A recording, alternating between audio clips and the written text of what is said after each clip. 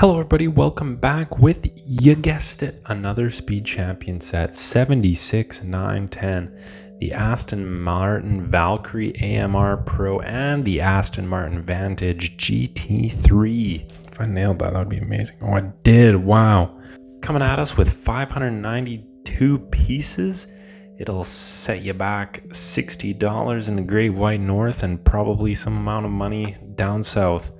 Front of the box naturally shows the two cars ripping around a racetrack. Not much more to say. And the rear is more of the same, as well as a look at a couple of the real cars, which we'll definitely chat about that in a moment.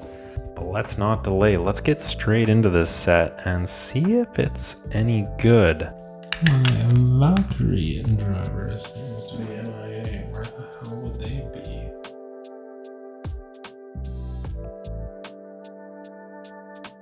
It's fine, it's fine. That is gonna require some editing out. Anyways, so I like these minifigures quite a lot, that they have pretty much the same racing suit, just in inverted color schemes.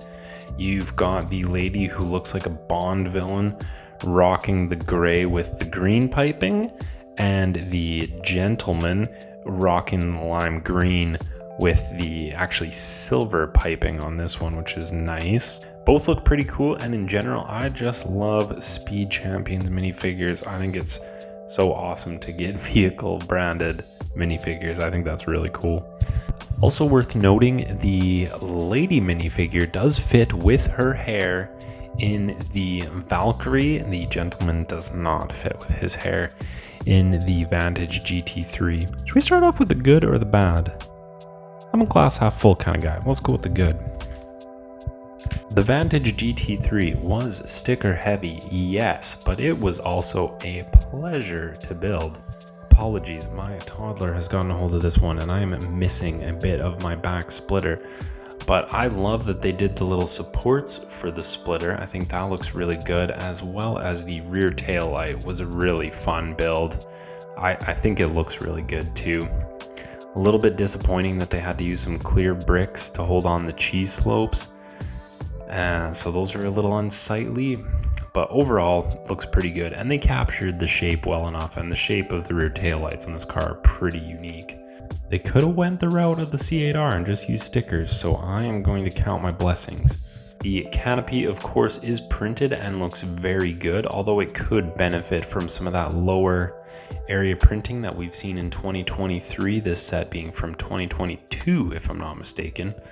The front, while inconspicuous, required some really interesting building techniques throughout. It's very compact and everything's built up really nicely there. And again, they did some really awesome brick building for the front grille. They got the iconic Aston Martin front grille, and I think they did a great using those little claw or tooth pieces. Really good part usage. I think that's awesome. I think they did a really good job with this model overall, honestly. It looks really good. The printed headlights were definitely necessary. And yeah, I'm just really pleased. The lime green against the dark bluish gray looks really nice with silver accents. It's just overall really positive. And the stickers didn't feel too bad. They were fair enough. Kind of necessary, I would say. But now on to the not so good.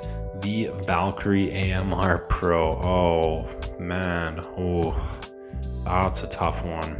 I think it was a bold choice to go for this car. And you know, Speed Champions team, they're a bold little group. So I gotta give it to them. And sometimes they nail it. McLaren Solus GT, bold choice, nailed it.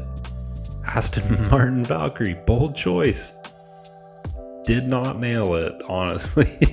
First of all, before I bought this set, I didn't really look too closely at it. I kind of assumed it was 9 wide. It's not. It's only 8 wide. And it needs to be 9 wide. The proportions are just so wrong on this car. It's not even funny. First of all, let's compare the size. Look at this difference. Look how much longer the Valkyrie is. It's absurd. It's about 3 or 4 studs longer which is just insane. This is longer than the current Porsche 963, which is a very long Speed Champion. It's just absurdly long, and it's only 8 studs wide. It's absurdly long, and it's too narrow. Let's talk about another area where they dropped the ball.